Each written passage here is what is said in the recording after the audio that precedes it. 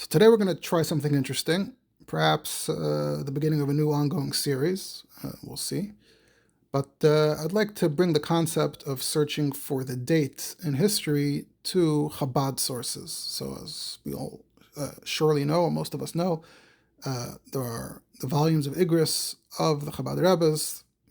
We have the one volume new edition of the Alter Rebbe, one volume new edition of the Mitteler Rebbe, one volume new edition of the Tzemach Tzedek. You have the Marash, you have the 5-6 volumes of the Rebbe Rashab, you have 15, 16, 17, whatever it is, volumes of the Frierdiker Rebbe, and the 30-something volumes of the Rebbe. Now, those can all be searched for the date, and the idea here would be to go through all the rabbanim, starting perhaps from the Alter Rebbe, going our way down, and seeing what letters of interest were written by the Rebbes on this date. Depending on how much material there is per day, we might not get to all the Rebbes, meaning we might not get down all the way to the Rebbe. We might get stuck somewhere by the Rebbe Rashab. But in today's case, what I have here is one thing relating to the Mitteler Rebbe and one or two from the Rebbe. And let's see how it goes. And of course, I'm always open to and interested in hearing feedback if this is something people enjoy and want to hear more of. So when it comes to the Mitteler Rebbe, so this is in fact an interesting case. It's not quite a letter of the Mitteler Rebbe. It's actually more of a letter about the Mitteler Rebbe, but because it raises some interesting questions or points relating to the history of the Chabad Rebbes, so I figured I would cover it and discuss it. Otherwise, you're highly unlikely to run into it, to come across it. So this is in the new edition of the Igris of the Mitteler Rebbe, which Rebbe Levin printed a number of years ago. So back in the MEMS in the 80s, there was a volume of Igris of the Alter Rebbe, Mitteler Rebbe, and the Tzemach Tzedek all in one. And then there was a second volume of a Safis that came out in the early 90s. But then in the last 10, 15 years, Rebbe Levin started all over again, and he put out one volume of the Alter Rebbe. That's why I was emphasizing that before. One entirely overhauled volume for the Alter Rebbe, one for the Mitteler Rebbe, one for the Tzemach Tzedek, and including a lot of new material. And I tend to think that was probably the best choice, the best move in that situation, even though I believe he completely scrambled the numbers for the Igris. So if you want to be assigned to Igris number this, or even page number this, so that's all defunct, all no longer correct. But it's not like the Sfarim are in such heavy use. I think it was okay. So one of the things he added in all three is a section called Nispachim. So appendices, documents that are relevant to the Alter Rebbe, to the Mitteler Rebbe, and to the Tzemach Tzedek respectively, but not necessarily written by them, perhaps about them. So in the volume of the Mitteler Rebbe, in the Nispachim, the appendices, now when it comes to Mitteler Rebbe, one of the sources of documents relating to the Mitteler Rebbe is when the Mitteler Rebbe was arrested. We may or may not have done something on this back in Kislev. I know I was working on something. I don't remember if I ended up recording it and doing it. But Mitteler Rebbe was arrested. The files were found in Russia in the 1990s. And Rebbe Levin printed a dedicated kuntras to the topic, I think in the late 90s, Meiser Geulas Admor Hamtzoy. But it's not necessarily such a well-known publication. It's a bit technical, a bit dense in terms of ease of reading. So it's not a household name, household work.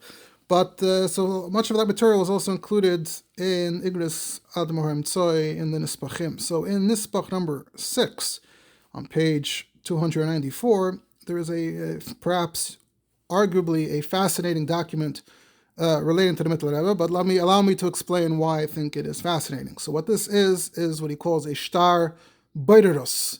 The idea being that in halacha, in Yiddishkeit, in the Jewish community, you have the concept of putting together a beis din, zeh beider le'echad, zeh beider le'echad, or even simply choosing the one dayan or the main dayan, saying that this one individual's arbitration will be considered binding. So roughly equivalent to the concept of arbitration, but it overlaps with it. It's not an accurate, identical concept in translation. So this is a shtar beiros, essentially a contract of arbitration naming the Mitteler Rebbe to be the arbitrator, and this document is dated Chaf Aleph Sivan Tovkuf Ayin Zayin. So a few years after the Alter Rebbe passed away into the Mitteler Rebbe's leadership. The arrest of the Mitteler Rebbe was about a decade later. So what is this contract of arbitration from 10 years prior doing in the Mitteler Rebbe's arrest documents in his file? Well, so first of all, what's interesting about it is that one of the parties is Jewish and one of the parties is in fact not Jewish. And as Rebbe Levin explains in the footnote there in Igris, and I assume similarly in the Kuntras on the Meiser Gulas Admor Hamtzoi, this was all the work of the Maser, of the Malshan, the cousin or second cousin, the family member of Vitebsk, from the Alter Rebbe's wife's side, someone in that family who was the person behind the Malshinos on the Mitteler Rebbe in the 1820s, and being related and being close to Mitteler Rebbe and being in Vitebsk, which was near the Ozna Liadi, Lubavitch, this fellow was pretty familiar with the ins and outs of what the Mitteler Rebbe was up to, and he tried to put together as many incriminating-looking documents that could make the Mitteler Rebbe look bad in the eyes of the government. This was more of a local case, a local accusation. This went to the governor of Vitebsk, which was the governor, I believe, was the governor for the region.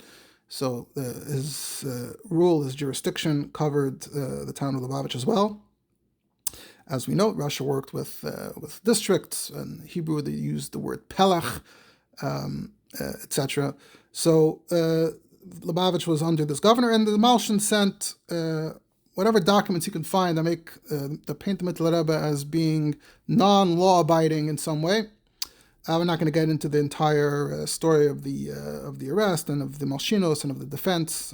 At the time in Kislev, I was looking into some of the Mitteler Rebbe's letters where he was crafting his defense, which were pretty interesting if you know how to read them. So in this case, it seems he had managed to track down, he plucked this document from about 10 years earlier. It's dated May 24, 1817, presumably on the Russian Julian calendar, which Rebbe Levin has calculated is equivalent to Chaf Aleph Sivan Tovkuf Ayin Zayin. I did not check his math. But this is a document in perhaps originally in Russian.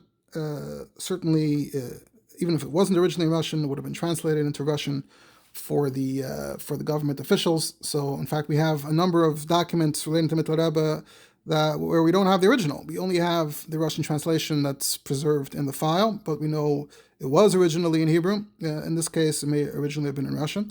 But generally, it's interesting that in both the cases of the Alter Rebbe's arrest and Mitteler Rebbe's arrest, those files have preserved a number of documents, not only the responses, not only their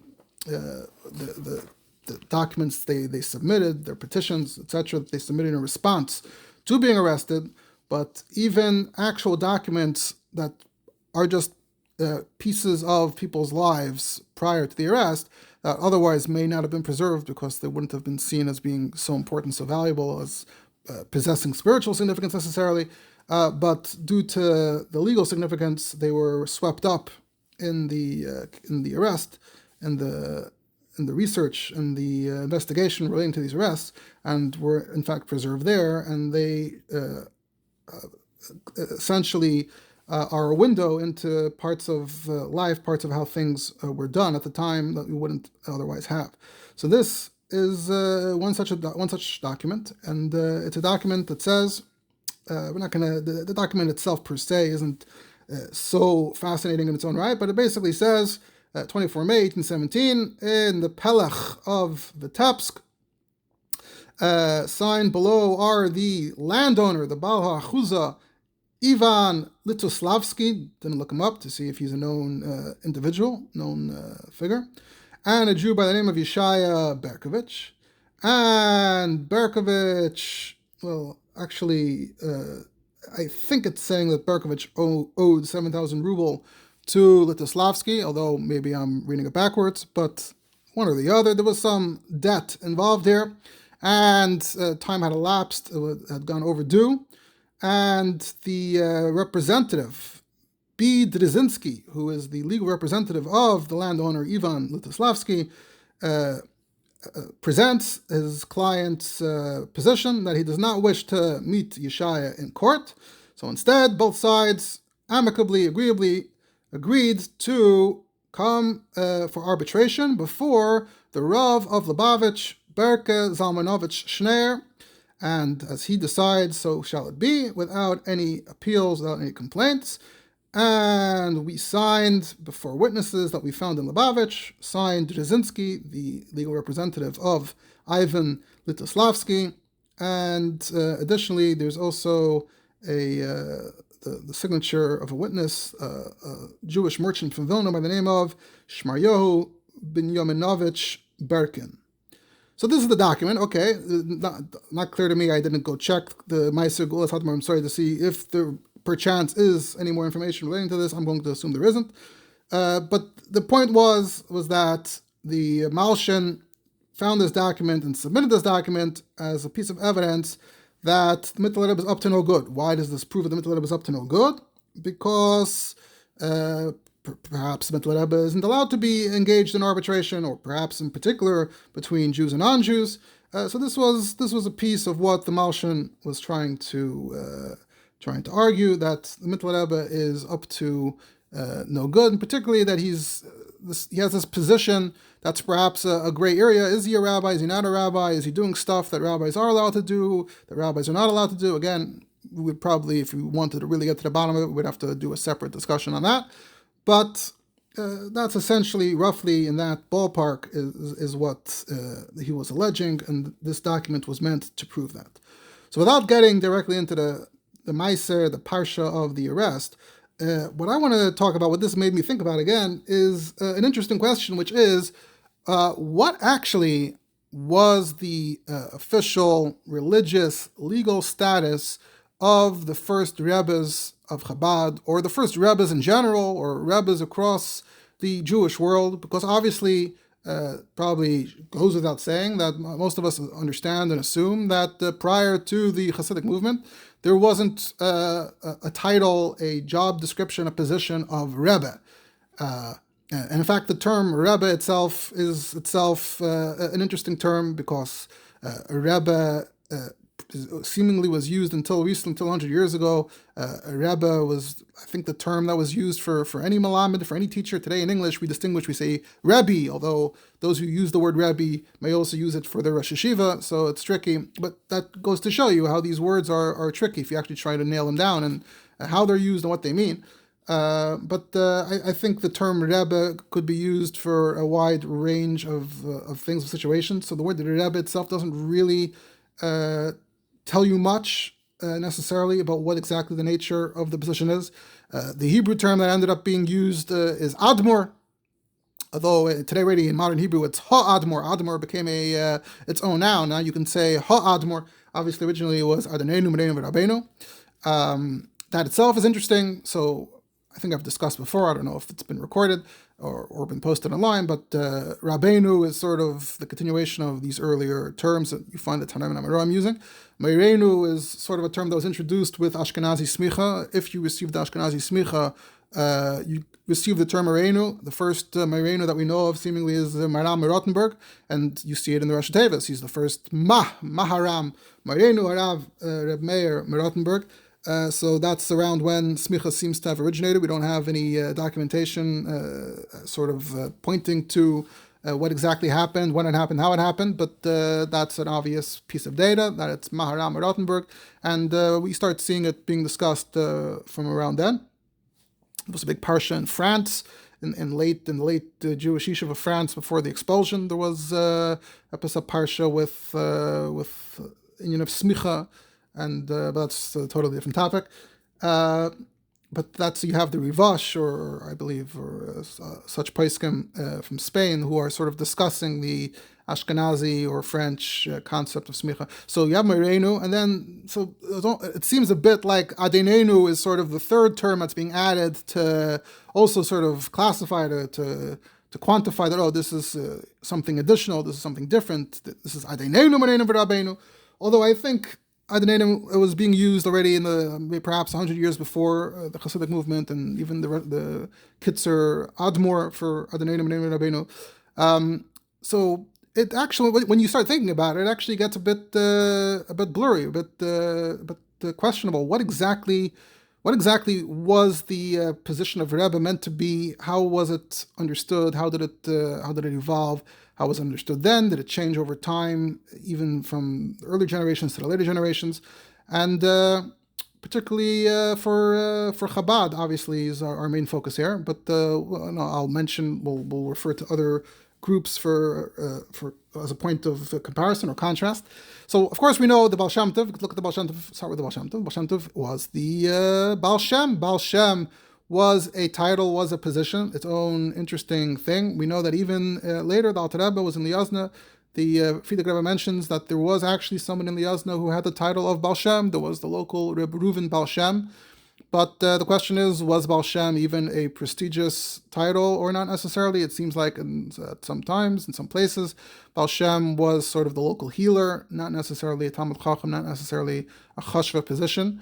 Obviously, when we speak of positions, so the big test, the big nafkamina is the Kehila viewing it as some kind of official title, official position? Is the Kehila paying a salary? Is the Kehila giving benefits? This is a question for any model, for any such position that we are going to discuss here. That would be part of the question. Is this a position that the community is imposing, is acknowledging, or not? If you think about it today, sort of the Rebbe sort of exist above and beyond the concept of a Rav or any such position. They also are likely not.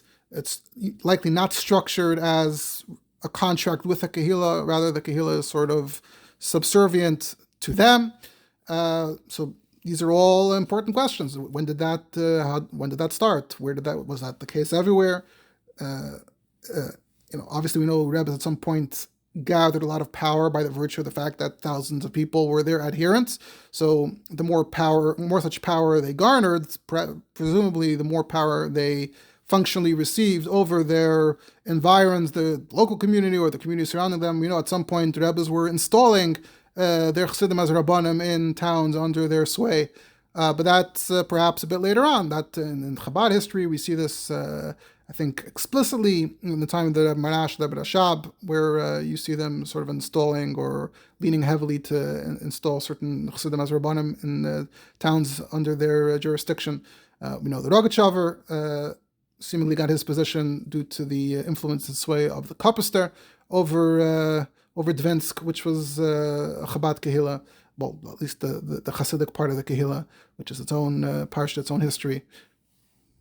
But how did we get there? How did it start? So, circling back around, so the Baal Shem Tov was only ever known by the title of Baal Shem, and we know, like I said, that the concept of a Baal Shem existed in Eastern Europe, or perhaps even in Western Europe. We know there's the Baal Shem of Michelstadt. The term Baal Shem was around. Recently, I was looking into an interesting manuscript from Ashkenaz from around the 1500s that has a lot of interesting Ashkenazi stories, history, anecdotes. It's never been properly printed. It was described in some German Jewish academic publication about 100 years ago. The manuscript is still around, but it doesn't seem like it's anything has been done with it yet. But in that article, they excerpted a number of passages there, and I think, if I'm not mistaken, I have to go check again now to see what exactly it said, but I think as I was reading it, I made a note of the fact that it seemed to mention the concept of Baal Shem even there. So that was my thought at the time, that, oh, hey, interesting, so there's this concept of Baal Shem, and I think there, the term Baal Shem had a more positive connotation, that it did seem to imply that someone was chashiv, lofty, derheben, but it seems like to what extent could vary across time and across Western and Eastern Europe. So you have certain Baalei Shem that are sort of well known, and the Frierdiker Rebbe, of course, focused on Rabbi Yoel Baal Shem, Rabbi Yoel Baal Shem, Rabbi Baal Shem as predecessors, as precursors to Baal Shem Tov, and presumably also representing that model of leadership, that dynamic as well. And but there certainly were many other Baalei Shem who are not household names at all. Like I said, the Frierdiker mentions that there was a Rebbe Reuven Baal Shem. It doesn't sound like he was a chashav ezach or a knowledgeable person. But from the few documents that have been discovered regarding the Baal Shem Tov's lifetime in Mezhebush, we do see that the Baal Shem Tov was listed Actually, under the way his name appears there is Balsam, which is interesting about the link between the name Balsam and the title Baal Shem and all that. But it does, if I recall correctly, the documents Mezhebush indicate that he did receive perhaps a free home to live in from the Kehillah, or was exempt from taxes, certain benefits that the clergy may receive. So that tells us something about the Baal Shem Tov's financial and setup and his standing in the community. We know the magid is called a magid. That's also notable and significant. A magid, we know, was a title, was a position. We know there were magidim who were professional magidim in Eastern Europe all the way through 100 years ago. There's every now and then the recordings of the magid of Bialystok make the rounds again, and you can hear how he spoke with the niggin, with the old niggin of how magidim spoke. And even today, the term magid is still around. You have people that darshan from community, and the more chassidish you go, the more likely they are to pull out the term the magid. But there, it's used a bit unofficially. It's not the person's official title, mamish. But in the past, there were those that was literally the Dubna Magid. That was his title. That was his identity, and many more such people. And that's the Magid of Mezritch is called the Magid of Mezritch. Mezritch Magid, Harav Magid. It's always the Magid is always part of the title. And so often the title back then, when stated fully, was the Magid Misharim, and it meant someone whose role it is to darshan, to be married to the rabbim. Sometimes you see they also had a term Mechiach back then, which is interesting in the early chassidic world, but perhaps maybe even beyond maybe even in the gross circle, maybe there was someone with the title Mechiach, or maybe it says that he asked someone to be his Mechiach, whatever the case may be. So these were templates, these were positions that existed, and it would seem that the Magid of Mezritch literally was his job, his position was that he was the Magid of Mezritch, and then perhaps later we know he was in Ravna and Anapolim, so maybe he was the Magid there. Someone just was mo'er about the question of the signatures of the Magid. There are 2 or 3 potential signatures that are attributed to the Magid, and one of them, which I believe is preserved in the Ruzhiner dynasty somewhere, but doesn't quite look like a proper signature in my opinion. Perhaps it's meant to be a hataka, a copy of the original, but it seems to be maybe an endorsement for a sheikhet or something like that, and I think it ends off, I'm not looking at it, I don't have it in front of me, but I think it says Magid Misharim de Kilas Kodesh Mezritch and Karetz or something, which is interesting. So that would have been the official title, official template, and so people would have asked the Magid, "Hey, what are you doing here? What's your position?" The answer would have been, "I'm the Magid of Mezritch." So then the question is, what about the next generation? Well, obviously, we can ask the same about Pinchas Akaretz or Mechov Zachev, even those of that generation. We know Yaakov Yosef Polino was a Rav. That was his position even before he was Niskar of Chassidus, so that remained his position in the communities that he was in. We know Levi Tzika Berdishev was certainly a Rav, and in fact, it seems like he never quite had a chassidic following using the same organizing principles as other Chassidic Rebbes did. Shmuel of Nikolsburg obviously was a Rav, and it seems like many of his Talmidim went on to be chassidic rabbanim in Poland, or Rebbes in Poland, but weiter more of a traditional Rav, and Dafkin further off Moravia. Of course, his brother Pinchas Balafla is his own parsha, but certainly a Rav.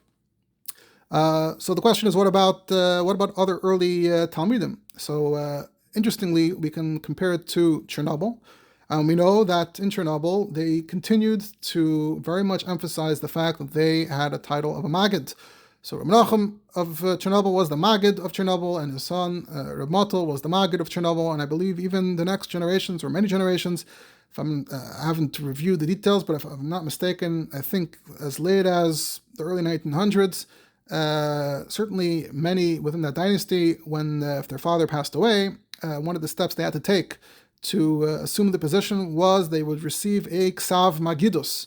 They would seek to have a certificate back then, if you wanted to appoint someone to the Kehillah, often let's say a sheikhet, interestingly, we know that back then a sheikhet, the sheikhet's position was up there with the clergy, was akin to Klei Kodesh, which is its own interesting parsha of the rise and the fall of the sheikhet as Jewish clergy. But for that tkufa, the sheikhet was up there in importance, and we do find that some documents have been preserved, and I've seen them go up for sale. The sheikhet would sort of have to come to the Kehillah and sort of get a petition, but not, it's somewhere between a petition and a contract.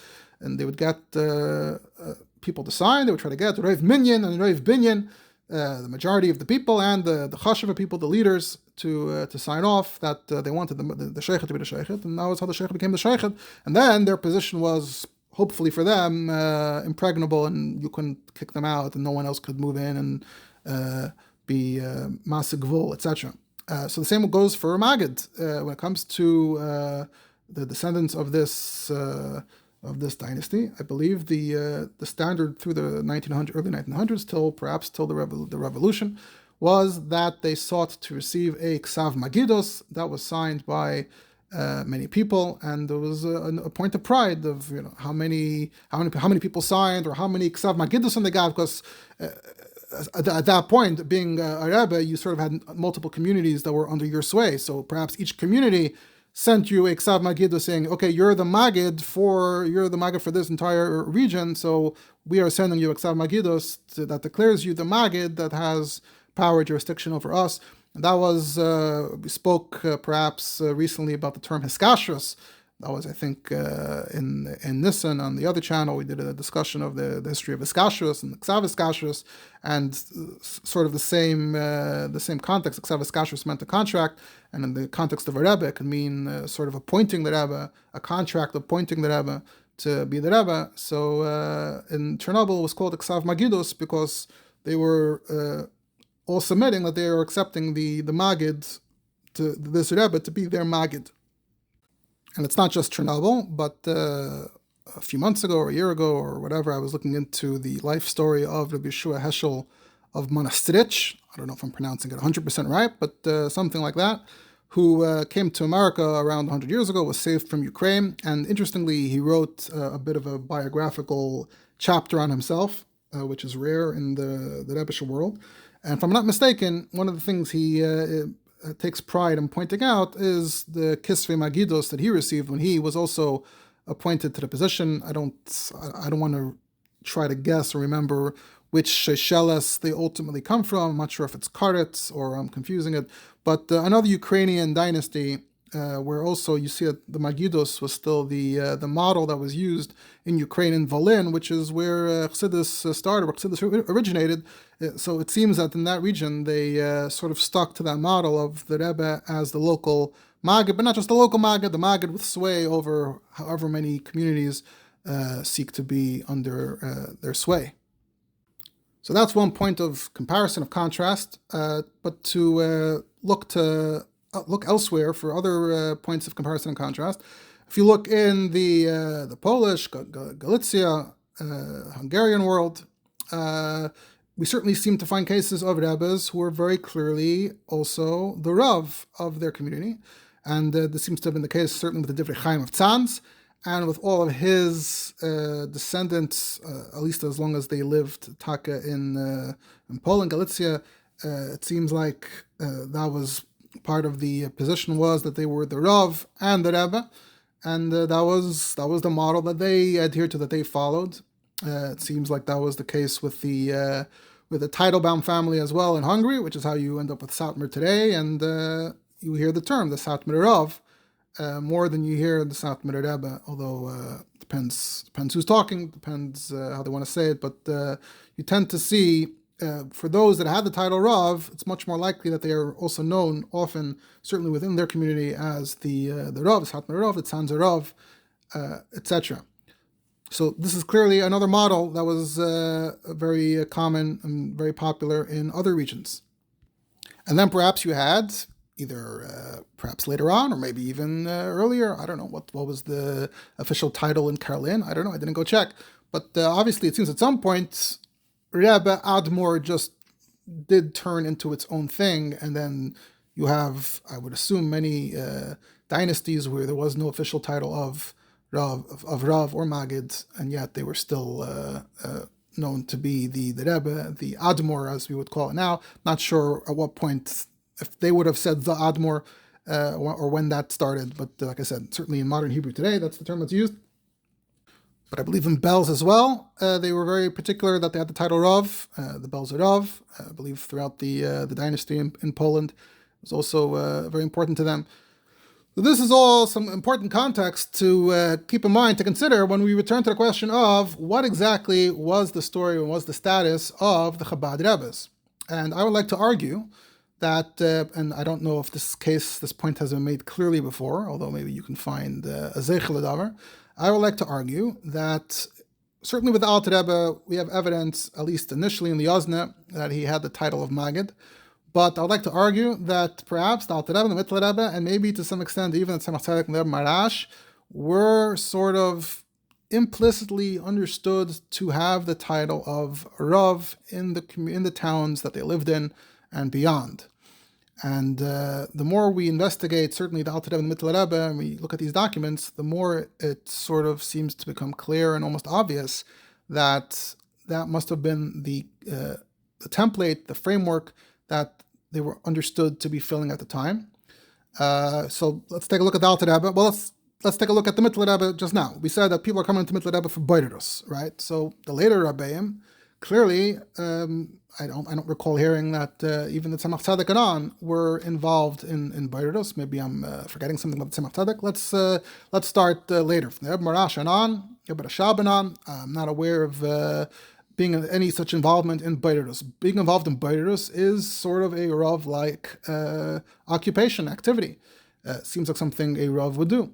And the Alter Rebbe and the Mitteler Rebbe, in particular, we have much documentation, perhaps much of it preserved through these indirect sources like being arrested, but the reality is that we have these documents that prove that they were involved in arbitration in Boirus. Moreover, when it comes to the Mitteler Rebbe, Rebbe Levin has published an actual, full, official, real document of arbitration that was conducted by the Mitteler Rebbe. This is printed in the Igris of the Mitteler Rebbe proper, in Igeris number 27. It's a Shtar Boirus from Kislev Tovkov Ayin Zayin, so the same year as the one we were discussing, which was from Sivan, a few months earlier. This is from Kislev Tovkov Ayin Zayin. This is a dispute between two Jews, in this case, and it has the Herkev was the Mitteler Rebbe, his brother Reb Chaim Avram, and his uncle, the Alter Rebbe's brother, the Maharil, and it concerned a property in Lubavitch. Someone passed away, and there was a chotzer. It had different parts to it, and the question was how to divide the Yerusha between the children. And what's interesting in this case is that we actually have the original document, and the original document was actually done on official legal paper, which is something I believe I mentioned when I was discussing in Nisan. We were discussing Mechiras Chametz, and how the Alter Rebbe talks about using proper legal paper. So this is actually, if you want to see an actual case, an actual example of someone at that time using such paper, this is the example. And Rebbe Levin actually points out the connection. I think both when he talks about Hilchos Mechiras Chametz, he points to here, and certainly over here in Igros, he points to Hilchos Mechiras Chametz, where they used the official Russian legal paper with the stamp, the logo on it, and you have the Ksav Kodesh on the left. They wrote the whole shtar, first the initial agreement to go to the Mitteler Rebbe for arbitration, and then the actual psak on the left, and on the right it's in Russian. It was clearly meant to have full legal standing, to be fully legally admissible, and that is a good example of how one went about it at the time when one wanted that one's Jewish document should also be legally admissible, which sheds light on the Mechiras Chametz thing. At any rate, so that's an example where you see the Mitteler Rebbe in action, being Isaac in arbitration with members of his family. So we have this fascinating documentation of the Mitteler Rebbe doing this. Moreover, I will point out, I may have mentioned this elsewhere recently, hard to keep track, the Welt calls the Alter Rebbe the Rav, and on Chabad we don't, and they call the Sefer the Shulchan Aruch Rav. We don't. So the question is, where does this title come from? And I've argued that it's pretty clear, if you look in Chabad sources, B'chaye the Alter Rebbe, that the Alter Rebbe is called Harav in Hebrew a lot. Like, enough that it doesn't just seem like it's stam a lashon. It's used to the degree, to the extent that it really does seem to be alluding to the fact that he was known as the Rav. Perhaps we could argue that he even had this name or this nickname as a child in the famous Pinkus of the Chabad Kadisha, where it says Rav Tanu Palig. Why would they write Rav Tanu Palig? It almost seems like maybe he was already nicknamed the Rav then. So if he was nicknamed the Rav then, though, then it doesn't seem like it necessarily represents an actual position. So we could still be chayker, a hin or a her, but it seems like he was always known as Harav, the Rav, and that perhaps does suggest that he was known and understood to be functioning in some sense as a Rav. And when the Alter Rebbe passed away, we find that the Mitteler Rebbe was still using the title of Harav. That usually tracks with places like Tzan, these other communities where the Rebbe is technically first and foremost the Rav, but also the Rebbe. So that's what seems to be happening. If you look at it through this lens, if you look at it with an eye to this, it would certainly appear, it would certainly seem that this may be the case in Lubavitch and Chabad as well. And in this Chabad Rebbes, the one from Kislev, it says, so, Harav, Doivber, and I think it says Harav, the title Harav for each of the three, which itself is interesting because back then often you wrote, Mem Vav Hey Reish Reish, Menin Harav Reb, just like you have Admor, that was often the kitzer. I don't think you always made a point of calling someone Harav, and here it almost looks like they're making the point of calling each one Harav. This is not every prat I'm saying here is a maskana, but I'm being ma'eder. It's an interesting thing to consider. We're sort of immune, or it's invisible that we're not necessarily paying attention to these things, gloss over it, skim over it. The title Harav, by the way, if you think about it, is hiding in plain sight, because what do we call the Rebbe's family, or the Haif, or sometimes it's in the literal concrete sense, sometimes it's in a more figurative sense. We call it the Beis Harav. So in Chabad, we're calling it Beis Harav. So where did that title Beis Harav come from? Perhaps that's a title that goes all the way back to a time when the word Harav was being used all the time in all kinds of contexts. When you wanted to refer to the Rebbe in Hebrew in a formal way, perhaps the technically formal title was indeed Harav. That's what this would suggest. Now, obviously, we know that somewhere along the way, at some point, certainly from the Rebbe, certainly I think from the Frierdiker Rebbe before him, and pretty clearly Rebbe Rashab, there was this very strong self-identification as not being a Rav, not being involved in that space per se. And the Rebbe expressed it a number of times in different ways. So that itself perhaps shapes our understanding and our perspective. But the question is, was it always that way, or did it evolve from point A to point B? And how did we get from point A to point B? These are things to think about and consider. And this is what I'm thinking about. One of the things we see, though, is that the Alter Rebbe, Mitteler, in particular Mitteler Rebbe, seem to get in trouble with the government, with the authorities, due to some of their Rav-like activities and behavior. So perhaps that itself, from the Tzemach Tzedek, we don't find, I didn't see, certainly in his Igros, any overt cases of boiderus and arbitration. So does that perhaps indicate that that contributed and that shaped the role of the rabbanim and pushed them away from more overt Rav-like activities? Although, as I want to get to, the Tzemach Tzedek and the Marash, but certainly, of course, especially the Tzemach Tzedek, was still receiving shilas, was still seen as sort of the regional paisik. So if you're the regional paisik, that sort of implies that you're a Rav, and not only are you the local Rav, but you're the regional Rav. So it's interesting how much of a gray area this is. Someone pointed out to me, so I brought up this is what I was thinking about. I brought up this question to some knowledgeable people.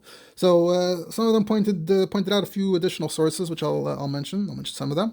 One of them pointed out that we have an original document from Tov Kavayin Hay, shortly after the Alter Rebbe passed away. There was a document, a petition submitted to the government in the name of the Alter Rebbe's wife, Rebbetzin Sterna, but she, sort of officially not being able to write it and submit it herself, so the Mitteler Rebbe stood in her stead, And we have the document, we have the Mitteler Rebbe's signature, Chabad Kodesh. And in the document, it says that the Mitteler Rebbe is Rabba, the Rav of Lubavitch, which actually is what it also said in the Shtar Boyeros that we started with, from Tafel Zayin. And also, the way they translate it is the Fnei HaRav Shel Lubavitch. Presumably in Russian, that's what it says. It probably says the rabbin of Lubavitch, or whatever the exact term would be. Now, I guess that itself is a question. Even in the late 1800s, did German, did other languages have a word to distinguish between a Rav and a Rebbe? I don't know. So is it a diuk? I don't know. But technically, the sentence as it stands seems to say L'fnei harav shel Lubavitch, both there and here. But not only that, in this instance, the Mitteler Rebbe signed his name, Noam Doiv Ber, etc., the whole lashon about his father. Shnei Urav, or however you want to pronounce it, but it looks like it says Shnei Urav. Rav de Lubavitch ve'ha'ozied, the Rav of Lubavitch and the region, or whatever the precise meaning of the term is. So here the Mitteler Rebbe signs his name, Rav de Lubavitch. Now again, you could say, well, maybe that's his way. He is writing to the government, so he's trying to represent to the government that he's the Jewish leader, and there is no concept of a Rebbe per se, so you have to translate it. But I think there is a case to be made that the Mitteler Rebbe did view himself and was seen in some sense as the Rav of Lubavitch. If he was seen as the Rav of Lubavitch, that raises additional questions, which is, was it official? Was it unofficial? What would have been the considerations either way? But that's what it says. Someone else pointed out to me that Rebbe Eli Matasov, who was written about the Haskama that the Alter Rebbe wrote, relating to the printing of Svarim when he was in Liadi, and Rebbe Eli Matasov casually writes that, the Alter Rebbe wrote it because he was the Av Beistin of Liadi, which is an interesting thing to drop casually. Now, I'm assuming Rebbe Eli Matasov has thought about the topic, and perhaps he's thought it through, and that's the conclusion he's also reached independently. But I haven't seen where he's laid out his thoughts on it. But it's interesting for him to casually refer to the Alter Rebbe as Abad Liadi when that's not a title that's typically used, and would be surprising to people if they noticed it. Another person pointed out to me that if you look at the Alter Rebbe's responses in his first arrest, which was also preserved in the file, so back then as well, there were accusations they were alleging about the Alter Rebbe's money, and is he taking the money legally, faithfully? And so the Alter Rebbe is sort of trying to lay out where he stands, what his position is, how he fits into the community. And in that, we have the Alter Rebbe's Chabad Kodesh. He writes, people come to hear my drasha, Ba'asher she nismanesi le magid hakohol b'liozne zeh tes v'shanim v'yoser. So here he's states very clearly that he was appointed as the magid of Liozna. So when speaking of the Alter Rebbe as a magid, this is a clear contemporary source. Then he goes on about letting the people in, to talk to them, not to talk to them. But most people can't come in except those who have a pressing matter. So essentially arbitration. That's something that Rebbe mentions that he was involved in, which relates to our topic here. A serious shayla in Isser v'heter gittin kedushin. These are Rav shaylas. So the Alter Rebbe is saying they come to me for arbitration or for serious halachic shaylas. And they come to me. Why do they come to me from other cities? Because I'm more knowledgeable than other magidim and rabbanim. Alter Rebbe says. Alter Rebbe, in this context, no false humility, as to say the emes, which obviously we know there's a shalas tshuvas the Alter Rebbe that other rabbanim sent him, and that was very clearly his status at the time, his stature.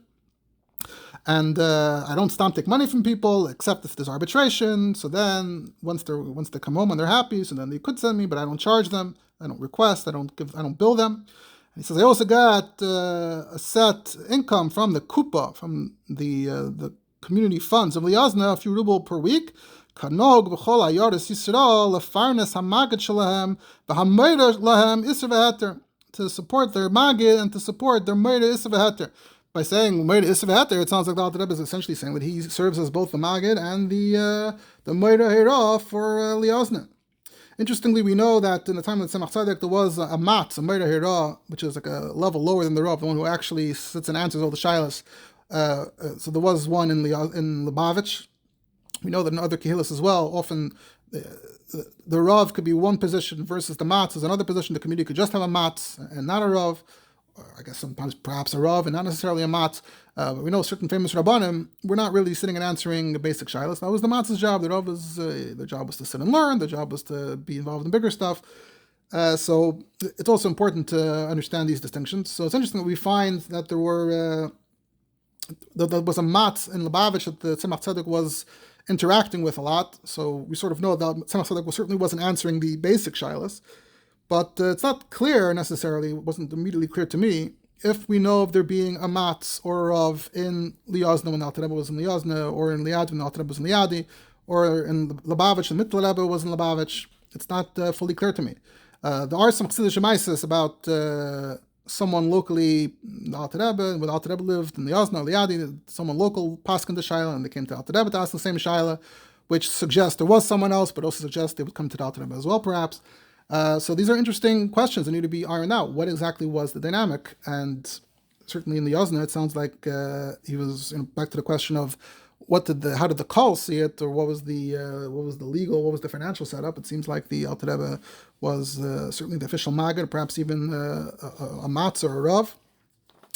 But then in Liadi, Rebbe Malthus for some reason seems to think the Alter Rebbe was the Av Beis Din of Liadi, so was the Mitteler Rebbe the Av Beis Din of Lubavitch. Obviously, he never signed his name that way, and it does seem like after Liyazna may not have been official, may have been in some kind of unofficial capacity. Again, these are questions that need to be asked and answered and resolved, and we need to have the full context in order to understand what the reasons Lakan or Lakan may have been.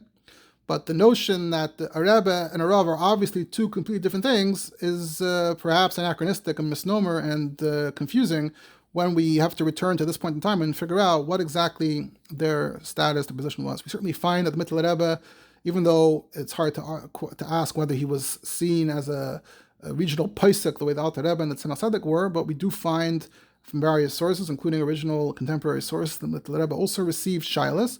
But the process was that the shilos would then be given to the Tzemach Tzedek, perhaps even to the Maril, to review and to respond to, and then the Mitteler Rebbe sort of signed off on it. We have stories relating to that as well. But it also suggests that the Mitteler Rebbe was seen as an address for major shilos. Tzemach Tzedek obviously goes without saying. And even the Marash, we do find in his Igris that there are a number of shilos that he received that just seem like general halachic shilas. There's one about how to spell the name of a certain city, how you write it in a get. There's obviously the famous, perhaps somewhat famous shilah about the larger chickens, that weren't the old chickens, but the new Indian hens or English hens or whatever you want to call them, and maybe one or two more that don't seem like personal shilas. Then there's another category of personal shilas that the Marnash is being mevayer, things that are renegade to him, tzavas or b'yudah chassid and other stuff. That's not a raya to the point I'm making, but it does seem like he still got one or two, three or four that we know of shilas in larger halachic issues. So in that sense, it seems like he was still continuing to some extent that role that the Tzemach Tzedek had. But like I said, this is all sort of very poorly defined and poorly understood and hardly discussed. I'm not aware of any one place that has discussed this straight in a frontally, in a direct way. But definitely a lot of food for thought here, something to chew over. And we'll leave it at that. Moving on to the next thing, which at this point we'll have to keep it short. But in the Rebbe's Igros Chelik Zayin, letter number 2140, page 282, there's a letter from the Rebbe to Rebbe Yeshua Spetman. I'll get to who he was in a second, but it seems like he was a Rav of chassidic background in England, in London, I believe. This is Chaf Aleph Sivan Tafshin Yud Gimel. And it seems like this Rebbe Yeshua Spetman had been in touch with the Rebbe a bit at that time. There's a few letters from the Rebbe to him, so in response to letters from him to the Rebbe. And it seems like he had gotten some kind of medical diagnosis that he took in a very negative way. And the Rebbe says, Hadi kavshi d'rachman alamalach, why are you mixing into the Eibishter's cheshbonus? This actually ties in very interestingly to what we were discussing last week in the Tshuvas for, I believe it was Tazayin. Sivan, we discussed the Tshuvah, the Mishnah Halachas about doctors, and doctors telling patients some really negative, giving them a negative prognosis about the time they have left to live. or how terminal their illness is. So this letter ties in pretty directly to that. So it's interesting to view this question from a more chassidic angle in the context of how Rebbes respond to people. So the Rebbe is essentially, the whole letter is essentially along these lines. The Rebbe says, which is related to Chizkiah, which is, although there, I think in that case Chizkiah, maybe it's related to some other point relating to Chizkiah, but there's that connection to Chizkiah that came up last week as well.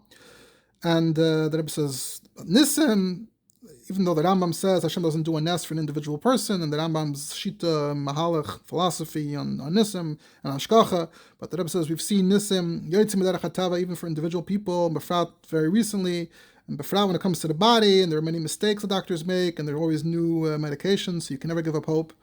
But of course, you have to strengthen your connection with the Eibishter, Revi Kolbas, Mafi Lasos, and Mafi Lasos, Kipshutai, whatever you think that I'm saying, but in a mikra, Yetzim Pshutai, in quotation marks, that is Mafi Lasos to an individual person, and every individual person makes the bracha, and to the Rebbe, this is basic, this is obvious. And here the Rebbe has a line, Mahalavai, that people wouldn't do Yosef Das, Yosef Machiv, it says in Kehelis, the more knowledge, the more pain. And he says, the Rebbe says, in this case, you take that literally, the more knowledge, the more pain is bad, and better that ein balanes makar benisoy, meaning almost like ignore the medical issue, and the medical issue will probably go away, and you won't even know the nas happened because you weren't harping on it, as opposed to harping on it so much, and then saying, well, could I ever be deserving of a nes? And the Rebbe said, of course, it doesn't mean, it's not, or Einoi Shoilo doesn't negate to get the opinion of doctors, but it should be at least 2 doctors, which is also in line with how the Rebbe would suggest to go about medical situations. And then the Rebbe adds the following line that caught my eye. The Tzemach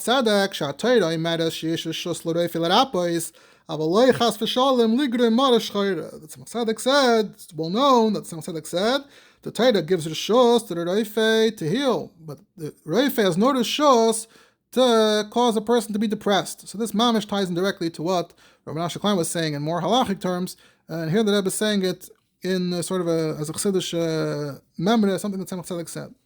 Now what's the makar? What's Keidua Maimer at Tzemach Tzedek? So the makar appears to be a sicha of the Frierdiker Rebbe from Tafshin Hey 1945, from the night of the second night of Rosh Hashanah. And the Frierdiker Rebbe quotes the pasuk from Haftarah about Chana and Shmuel, Achrei Ochlob V'Shiloi V'Achrei Shasoi. More obscure pasuk there, not a famous pasuk. But after she ate in Shiloi and she drank. In fact, the Frierdiker Rebbe, why is this important? Why is this, this kind of information we could usually skip? Why are we mentioning that she sat and she ate and she drank? So the Frierdiker Rebbe says, it's Darv Zayin, a Shiloi Dika Essen. The eating also has to be Shiloi Dik. And he says the following story. My grandmother, Rebbe Rivka, the wife of the Marash, got sick. She had a lung illness. Professor Heubenthal Vitaps hat her abgesagt, in quotation marks. He gave up on her. So Shved, the Tzemach Tzedek said, Mikan shenit reshus l'Reife l'Rapos is not a reshus as it can heal, and it's giving the permission that he has the ability, the capacity to heal. Aber lahapech is das nit shayach to him, but the opposite, to say the opposite, that's not his department. The Frierdiker Rebbe goes on and says that Tzemach Tzedek told her to eat pas shachris, Brot mit Putter gleich nach Nagelwasser, to have bread and butter right after Nagelwasser in the free, and he benched her with Erichas Yom. After a certain while, the Rebbetzin Rivka stopped eating right after Nagelwasser, and she told her father, the Tzemach Tzedek, that she says the brachas quickly, and she davened up, which also implies quickly. When Dan washes sie sich zum Essen, then she eats. It seemed like she felt uncomfortable eating before davening. So the Tzemach Tzedek said to her, gleicher Essen zu dem Davenen, wie Davenen zu dem Essen, and the Frierdiker Rebbe concludes, das meint a Shiloi Dicker Essen. Now this, of course, is a very famous story, but the story as we know it is a bit of a slightly different version of it, and it was printed in Hayom Yom, which was before the Sikha was said. The Hayom Yom is from Tafshin Gimel Tafshin Daled, and the passage in the Hayom Yom is based on a letter of the Frierdiker Rebbe from Tafresh Tzadik Ches, and that's the version reflected there. Even there is some interesting minor differences between the source in the Frierdiker Rebbe's letter and how the Rebbe copied it into Hayom Yom. But more generally, there are some notable differences between the version there and the version here. First of all, the detail here that it was talking about mamash eating pas shachris breit mit putter. I don't think it states that there. Often we talk about the Hayom Yom as referring to mezainis for davening, that she just needed to eat something before davening, and here it's presented as having a proper meal. Also here it says that she was rushing. Sie sagt schnell up the brachas and davened up. I don't think it said that there, and it sounds like here that, on the one hand she wanted to daven first, on the other hand she knew she had to eat right away, because it wasn't stama zach, like she had to. It was like almost a medical instruction of we'll see, we'll hear. Well, at this point it's actually the opposite. There it says the doctor told her to eat, and here it says that the doctor gave up, and that the Tzemach Tzedek told her to eat. So the whole detail about the doctor giving up and Rishus L'Refa, that's only in this source and not in that source. So there are a number of interesting, notable differences between the two places. Interestingly, in Tavshin and Daled, in the Kuntres Tzadik Lamalach number 7, they printed a Ksaviat Kodesh of the Rebbe, where the Rebbe had apparently on the page of the Hanocha, Shmuel Zalmanov wrote down the Sich in Tavshin Hey, the Rebbe seems to have rewritten the paragraph. And this is what the Rebbe wrote in his handwriting. Heiben tal hat abgesagt, v'amar al zeh choisna tzemach tzedek, mikan shnitten reshus l'reif l'rapis, yochel hu l'rapis, aval l'hapach ein ze shayach loy. So restating it, but a lot more Hebrew, a lot less Yiddish.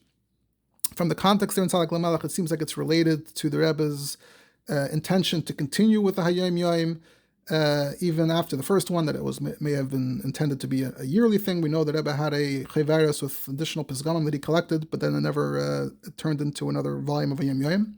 So it's implied that there's a connection, but the timeline, Rosh Hashanah Tavshin Hey, seems a bit later than the rest. So it's not clear to me if that's the Pshat or not the Pshat, but that's another source, how the Rebbe took an interest in this Piskam. It almost looks like the Rebbe would have chosen this Piskam to go in another volume of a Yom Yom as a Chashiv essential Piskam. So that shows us the Rebbe's connection and attitude to this line.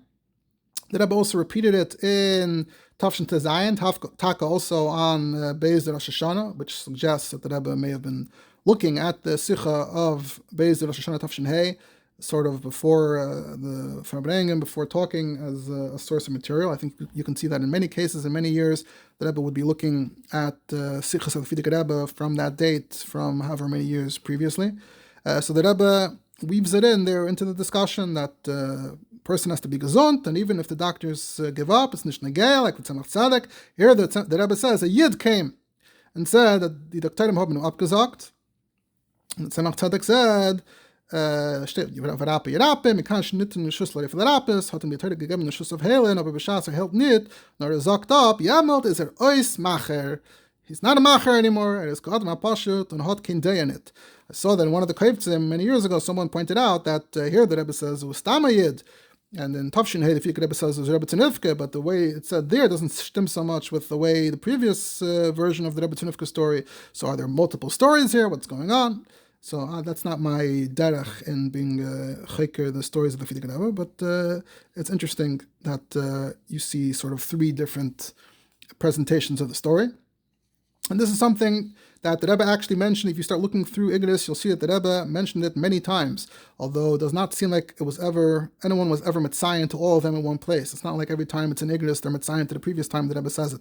But from my searching, I found the B'Shem Tzemach Tzedek in Chelik Zayin, in Chelik Tes, in Chelik Yud, in Chelik Tezvav, in Chelik Chaf Aleph, and in Chelik Dalet, it says the Rebbe says it's Kama v'Kama Minisienu. It seems to be alluding to it, although it's a little less clear.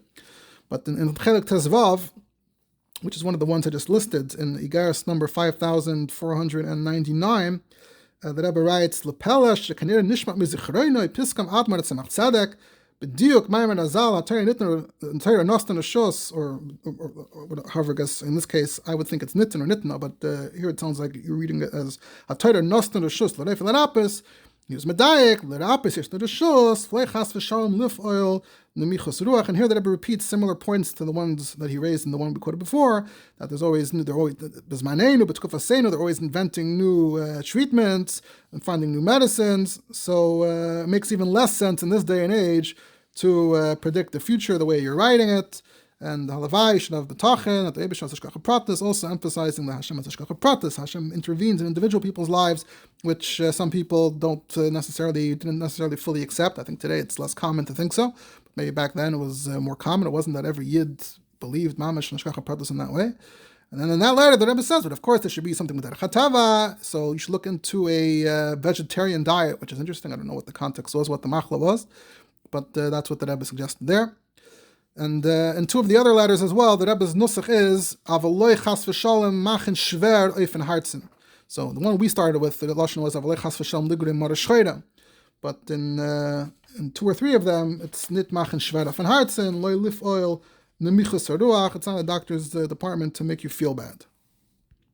Interestingly, if you look beyond Chabad, just like I said, you have the Mishnah Halachas coming at it from halachic sources, other sources, but even this particular formulation, gefindt sich in asach svarim b'shem other tzadikim.